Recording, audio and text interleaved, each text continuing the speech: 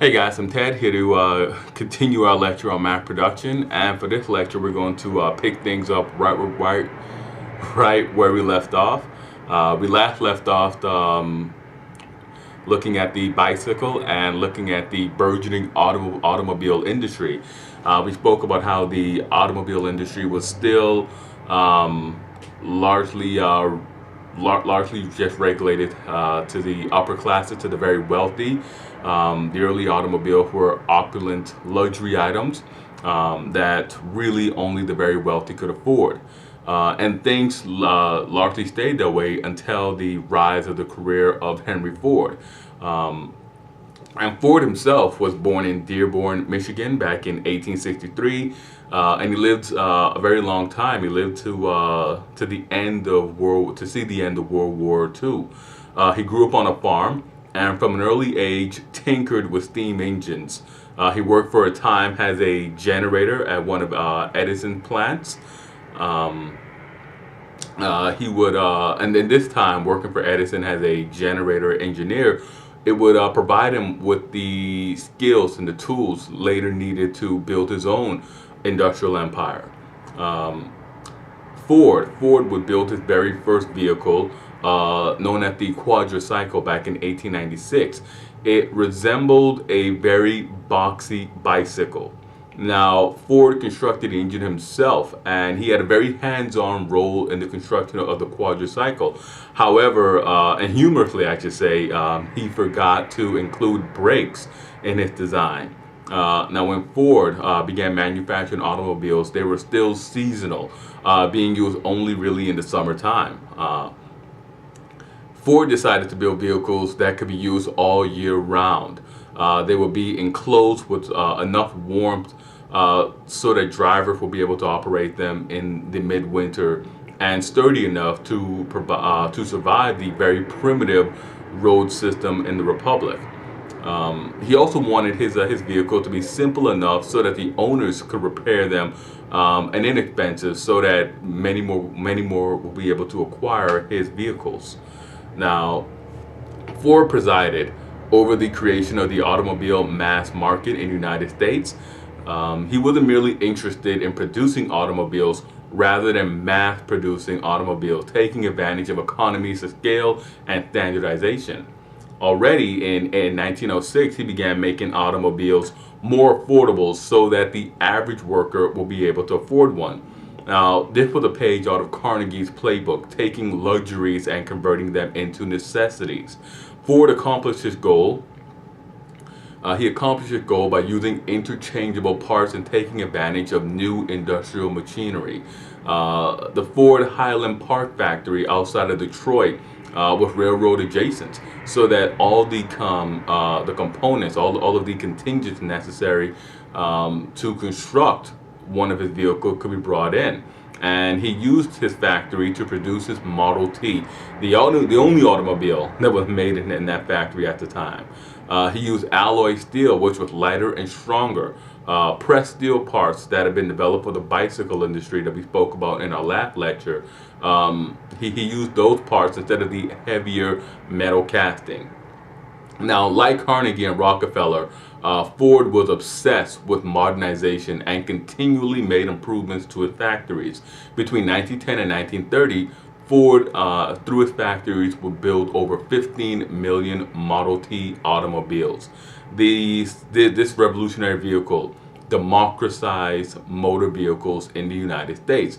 In the early days, Ford's factories was laid out like a workshop, with each section completing a component separately at their workstations.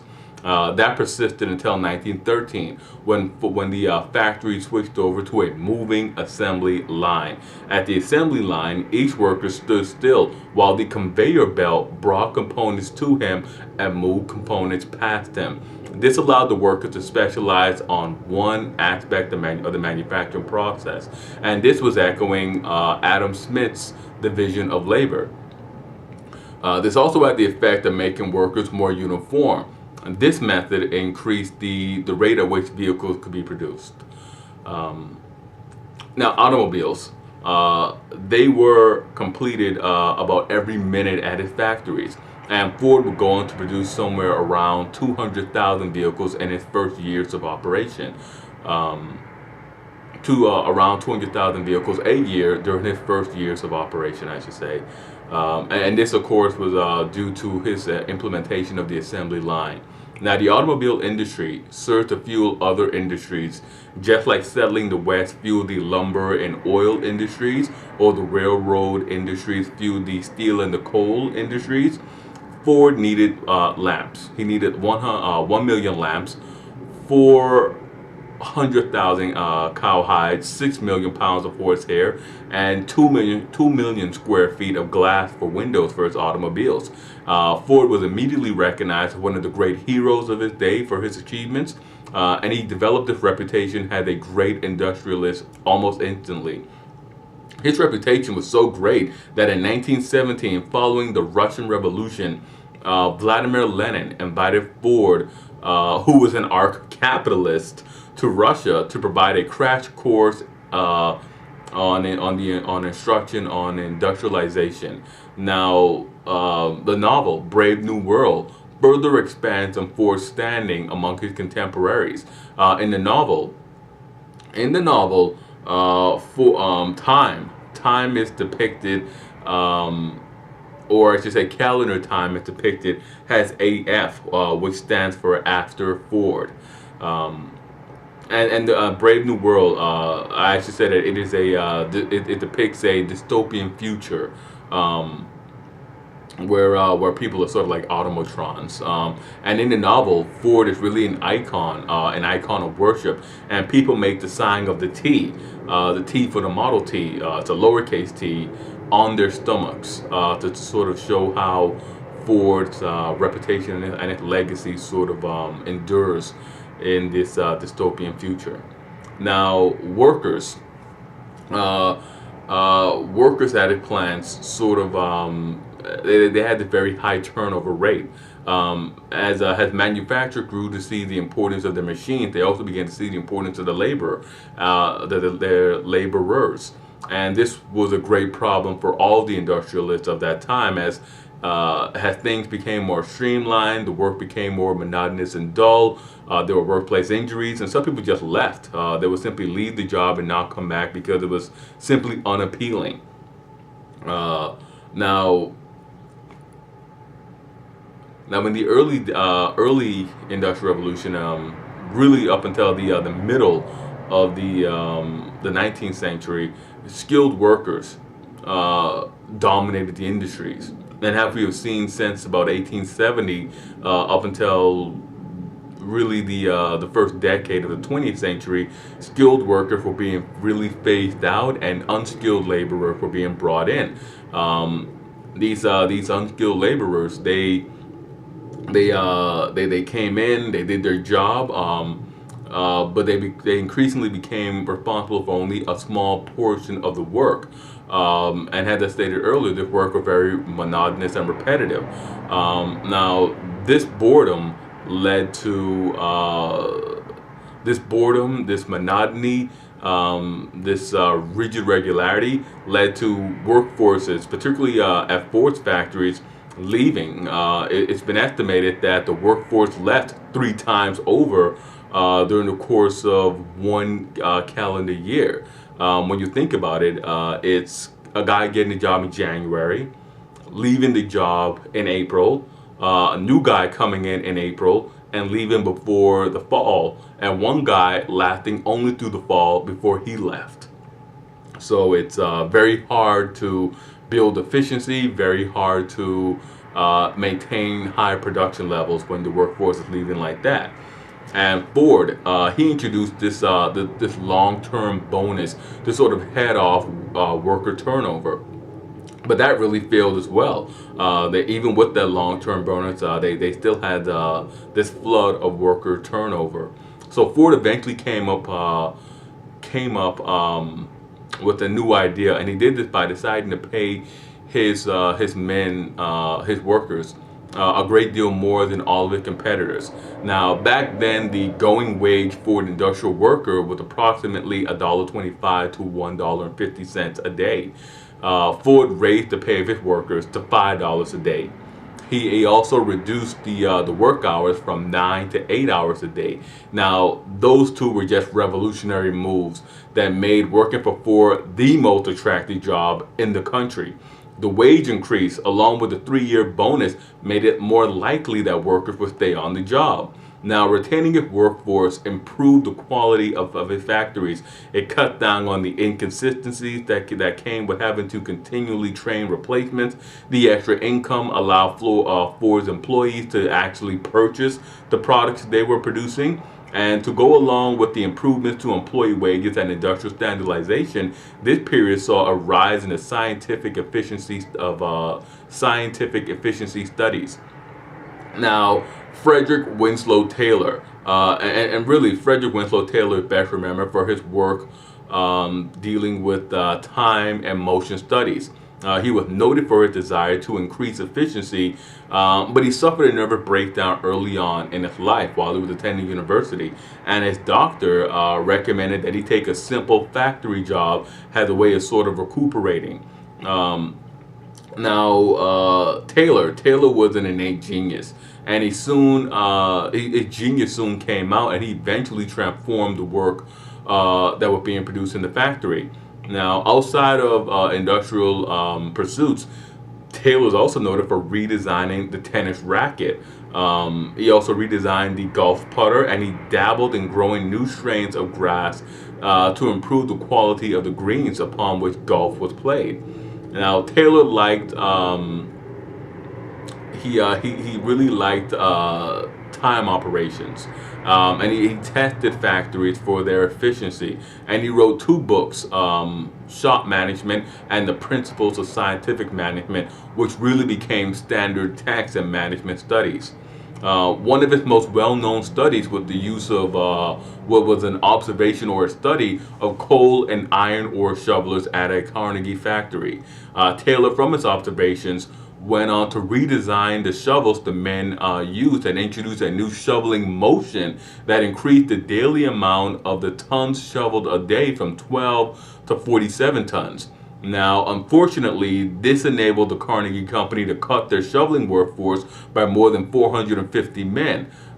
Taylor also subscribed to eugenics and the scientific selection of workmen.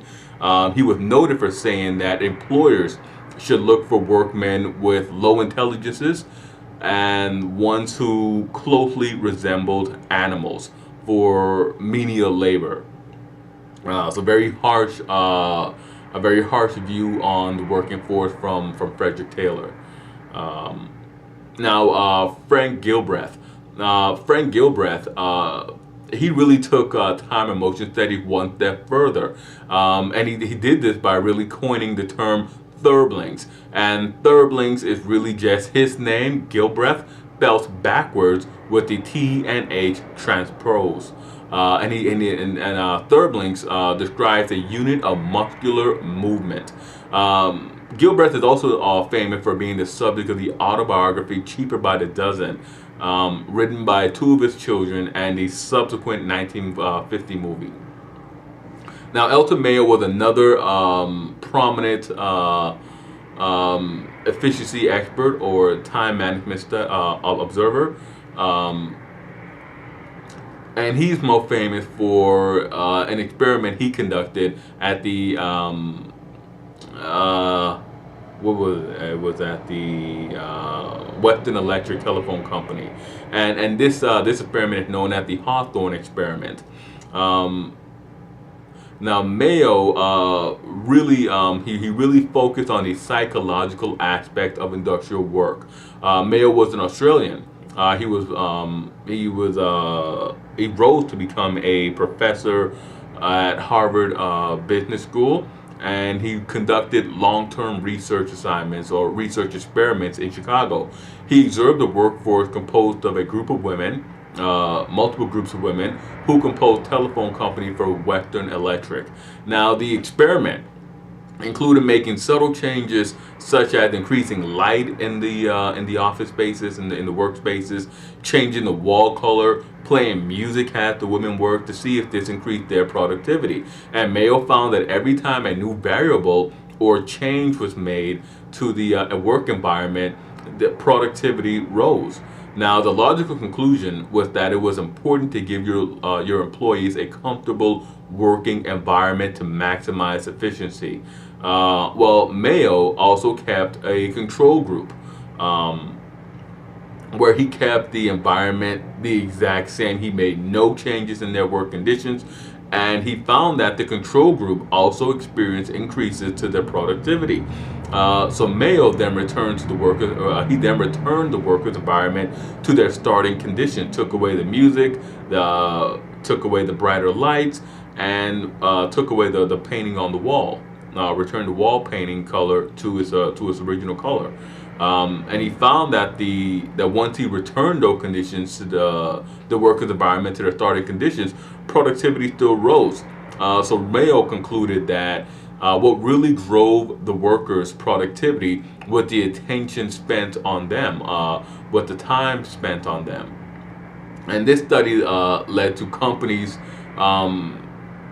let the company doing something what they still do today, which is they undertake small initiatives to improve worker morale, to boost worker morale. So anytime you have to sit through a company meeting or have to go to like a company party or picnic, it's done to boost your morale, and is directly derivative of the work of Elton Mayo. And we'll break here, and we'll wrap up our examination on math production when we come back. As always, I'm Ted. Hit like, subscribe, and comment, and let me know what you thought about this lecture.